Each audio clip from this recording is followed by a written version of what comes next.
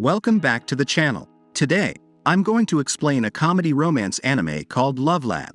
Watch out and take care. Fujisaki Girls Academy is a school for dignified young ladies. The students are expected to conduct themselves in a graceful and mature manner. One student defies these standards though, known as the wonderfully wild girl of Fuji Girls. She is second-year student Kurahashi Riko.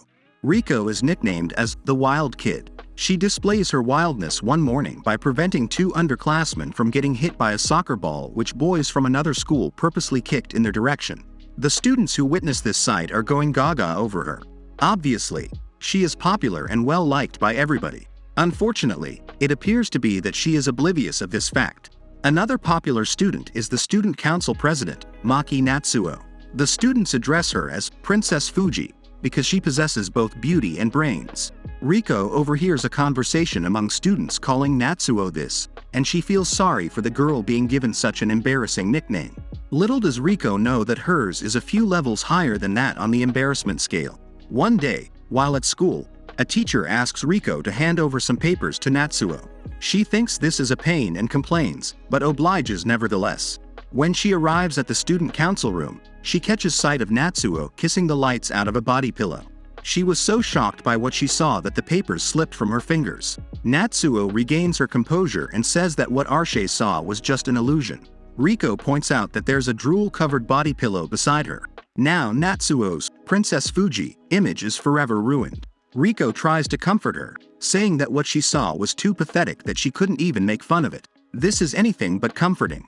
A poor attempt at it, really. Natsuo breaks down in tears, fearful that soon the whole school and eventually the whole world will know that she has been practicing with a Dakimakura pillow. The poor girl even goes as far as to say that there will be no place left for her in this planet. Riko assures her that she won't tell anyone, and that she's also done that sort of thing before. Natsuo admits that she has always wanted to fall in love, so she practices in secret. Riko tells her that she understands how she feels, and that she will help her. Thus, the simulation begins. The first thing they do is meeting each other. For this, Natsuo devises a plan to practice running correctly into people at corners. A play on the romantic trope. Riko tells her that this feels more like a car accident than a fateful encounter, and she responds by saying there has to be an impact or else it won't be memorable. Riko advises her to keep the intensity at a reasonable level. They try once more, but this time Natsuo does a very dramatic turn and ends up slapping Riko. The plan was to get her hair tangled to the button so that he would help her. It's safe to say that Riko is not here for the theatrics and tells her to dumb it down. Because of this, Riko goes down a trip to memory lane. When she was 6 years old, a boy chose another girl over her. At 11, a boy confessed that he likes her friend. When she turned 13, a boy told her that she doesn't seem like a girl, and that he is glad that he doesn't have to worry about liking her. Now at 14 years old, Riko does not even have an inkling of romance in her life. She lies to Natsuo and tells her that she's had a few boyfriends. The other girl is amazed to hear this and hopes that she will continue to help her from now on. After school the next day, an announcement involving Riko is placed on the school bulletin board. It says that as of that day, Riko is now the student council president's aide. Enraged, she visits the student council office and confronts Natsuo, asking her what that was about. She calmly drinks her tea and tells her that she doesn't have to do any work. All she wants is to talk to her more. Riko asks herself whether Natsuo really needs to practice love, since she's pretty and smart. Natsuo tells her it's her fault in the first place for catching her kissing Huggy, her body pillow. Riko thinks she lacks naming sense and is not very artistic either. Natsuo concludes that since she's a master of love, there's no need for her to practice kissing anymore. Riko lies and recalls a made-up memory saying, "It was a hot summer day." This makes Natsuo all giddy and begs her to practice holding hands with her. The simulation goes like this. They will hold hands like they've dated for 2 weeks. They started as friends, and are too shy to act like lovers. Riko comments that this feels rather specific. Indeed, Natsuo must have thought of this fantasy of hers far too much. They start role-playing and acting out according to the theme. Natsuo gets too invested in this. This annoys the other girl and they end up failing at their first try. For their second try, she once again screws up and hurts Riko's hand. She asks her if it was supposed to be a self-defense class. She explains that she thought a little mischief would make her seem cuter.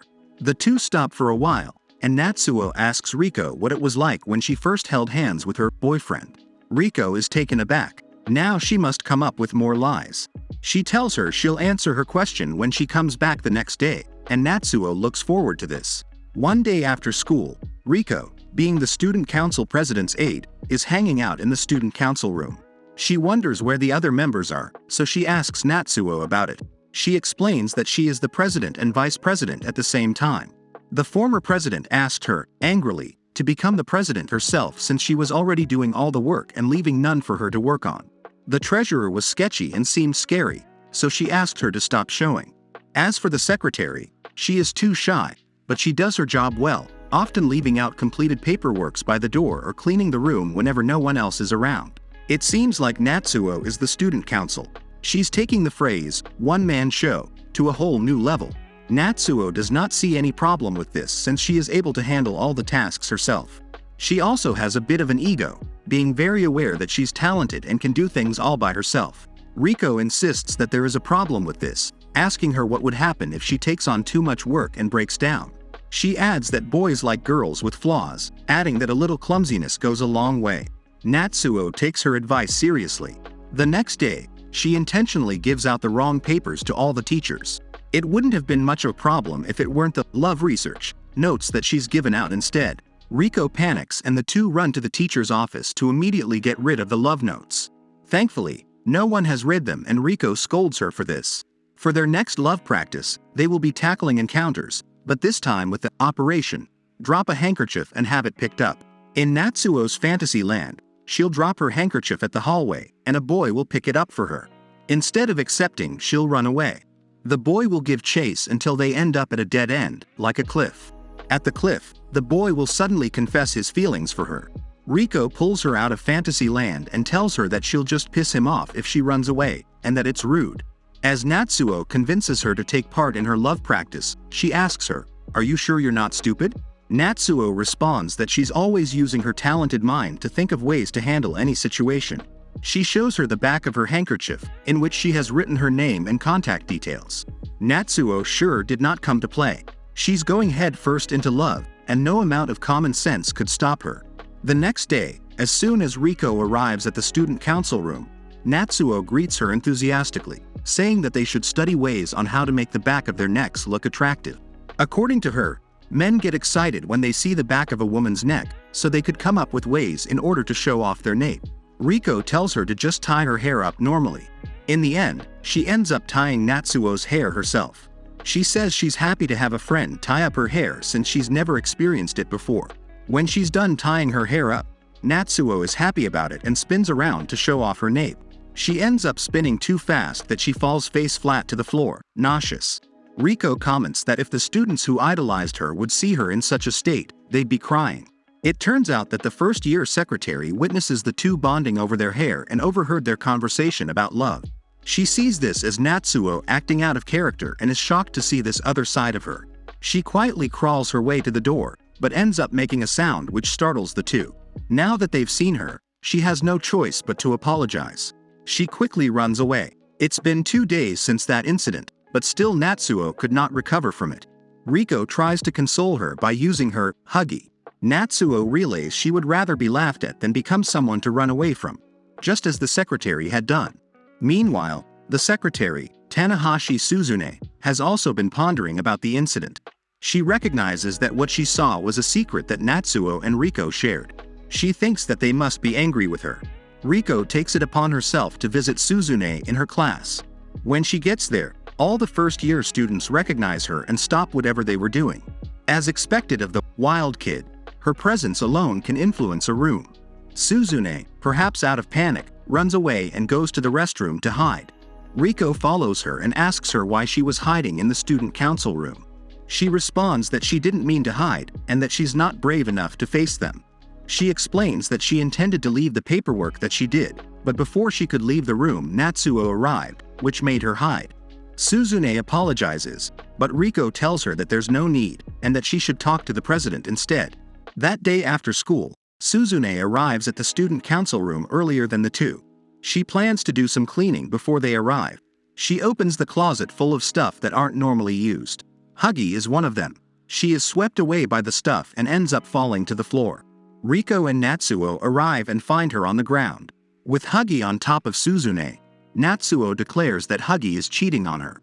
Suzune's glasses land on top of her head, and she has a hard time finding it. She also slips on a cloth and ends up falling to the floor again. The girl is clearly clumsy. Natsuo puts her glasses back and asks her with sparkly eyes, "Will you be my master of clumsiness?" Riko and Suzune are dumbfounded by this. Suzune apologizes for what happened the other day.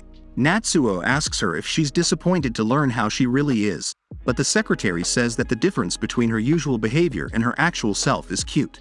The student council president then explains that she has been practicing love with Riko, the love master. Riko, who apparently has had countless boyfriends fall for her, is helping her in this regard. Suzune is amazed to hear this.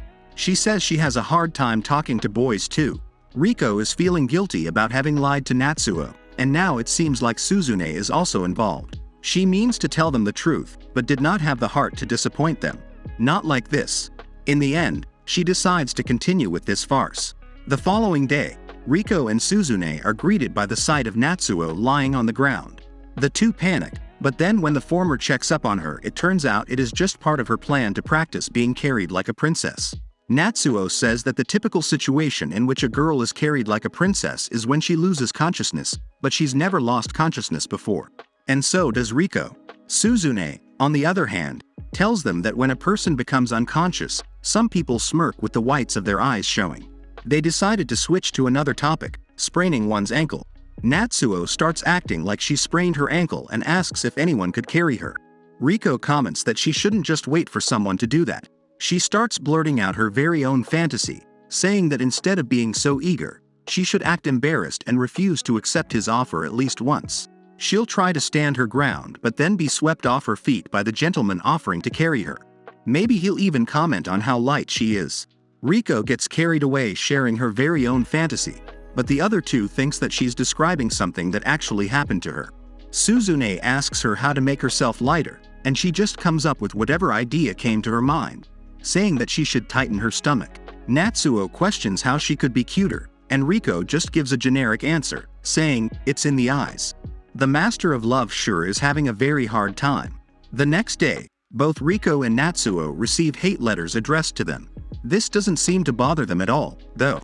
Little do they know that these letters are coming from third-year Mizushima Sayori. She has a friend, fellow third-year student Inomoto Yuiko, UEE-ko. Sayori describes herself as cute, smart and talented. She is even trusted by those around her. Yuiko observes the student council room through binoculars and concludes that they are up to no good. She swears to expose them and make the whole school realize that it must be her and not Natsuo that should be the student council president. The next day, Yuiko reprimands two students on the hallway. One of the students whispers to her friend, asking who she is, and the student replies that she's the one who resigned to give way to Natsuo. Yuiko insists that she's still the actual student council president. Sayori tells her that all she has to do is announce that she's returning to her position. She says that she tried to settle the matter amicably, but their teacher seemed shocked and reasoned out that Natsuo has already established herself as the president. She vows to expose them and their weird activities in the student council room. It turns out that Sayori used to be the treasurer, and Yuiko asks her whether she wants to go back to her former position. She replies that she's already done allocating the club budgets for major events, so she doesn't really care. Yuiko responds, "Don't you like calculating money?" And she clarifies that she doesn't like calculating, but rather it's more of the money she likes. Yuiko somehow convinces Sayori to go back to her post as treasurer, using money as a bait. Meanwhile, Natsuo correctly guesses that Sayori is the one behind the harassment, hate letters. Just as they were talking about her, she appears at the student council room and even finds Huggy. She asks what it is, but Riko and Natsuo have no clue what they should tell her. Suzune arrives at the right time, and Sayori asks her instead. The secretary comes up with an elaborate lie, saying that Huggy is the self-portrait of Baron Hug Hug and the guardian angel of student council activities. The three of them must protect Huggy at all costs, and at this point the lies just keep piling up one after the other. Sayori seems somehow convinced by this explanation and leaves the room. Fujisaki Girls Academy's student council is far from perfect. With its members having their very own unique qualities, there is never a dull moment inside the student council room.